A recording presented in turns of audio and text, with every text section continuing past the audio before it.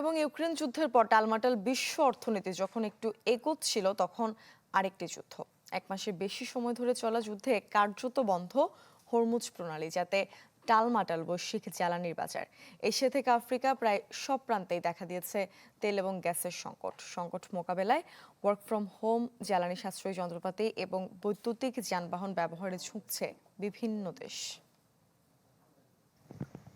মধ্যপ্রাচ্য যুদ্ধে এখন হযবরল বিশ্ব জ্বালানি ব্যবস্থা, যে সংকটের সবচেয়ে বড় ঢেউ আছড়ে পড়েছে এশিয়ায়। তবে অন্যান্য অঞ্চলেও চোখ রাঙাচ্ছে কমতে থাকা সরবরাহ। এমন বাস্তবতায় পাকিস্তানে 2 সপ্তাহের জন্য স্কুল বন্ধ রাখা হয়েছে। অফিস আদালতে বাড়ানো হয়েছে ওয়ার্ক ফ্রম হোম। শ্রীলঙ্কায় প্রতি বুধবার ঘোষিত হয়েছে সরকারি ছুটি। জ্বালানি সাশ্রয়ী যন্ত্রপাতি ও বৈদ্যুতিক যানবাহন ব্যবহারের পাশাপাশি এসি ব্যবহারের সতর্কতার আহ্বান জানিয়েছে সিঙ্গাপুর। থাইল্যান্ডে সরকারি কর্মকর্তাদের বিদেশ সফর স্থগিত, এসির তাপমাত্রা 25 ডিগ্রির উপরে রাখা, লিফটের বদলে সিঁড়ি ব্যবহার ও বাসা থেকে কাজ করার নির্দেশ দেওয়া হয়েছে। জ্বালানির সাশ্রয়ে জনগণকে কম সময়ে গোসল, দিনে ফোন চার্জ দেওয়া ও সপ্তাহান্তে ভ্যাকুয়াম ক্লিনার ব্যবহার করার মতো অভ্যাসে উৎসাহিত করছে দক্ষিণ কোরিয়া। ফিলিপাইনে কিছু সরকারি দপ্তরে কর্মসপ্তাহ ছোট করা হয়েছে।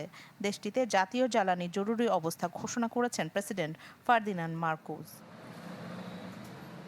800 বিলিয়ন ইয়েন তহবিলের মাধ্যমে পেট্রোলের দাম নিয়ন্ত্রণে ভর্তুকি দিচ্ছে জাপান। আর স্বল্প আয়ের পরিবারগুলোকে প্রতি সপ্তাহে $50 করে আর্থিক সহায়তা দেওয়ার ঘোষণা দিয়েছে নিউজিল্যান্ড। হরমুজ প্রণালী দিয়ে তেল ও গ্যাস সরবরাহ ব্যাহত হওয়ায় আফ্রিকার দেশগুলোও সংকটে। মরিশাসে জ্বালানির মজুদ দ্রুত কমছে। কেনিয়ায় পর্যাপ্ত মজুদ থাকলেও জনগণকে আতঙ্কে কেনাকাটা না করতে সতর্ক করছে সরকার। উগান্ডায় পেট্রোল ও ডিজেলের মজুদ সীমিত হয়ে আসায় খোঁজা হচ্ছে বিকল্প সরবরাহের পথ। দক্ষিণ সুদানের রাজধানী জুবায় চালু হয়েছে বিদ্যুৎ রেশনিং ব্যবস্থা। জ্বালানি সংকটে মূল্যস্ফীতির ঝুঁকি বাড়ায় এবার কেন্দ্রীয় ব্যাংকগুলো সুদের হার কমাচ্ছে না, বরং বাড়ানোর কথা ভাবছে।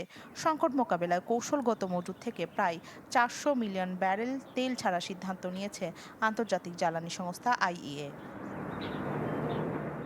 রাখি জেসমিন, চ্যানেল 24।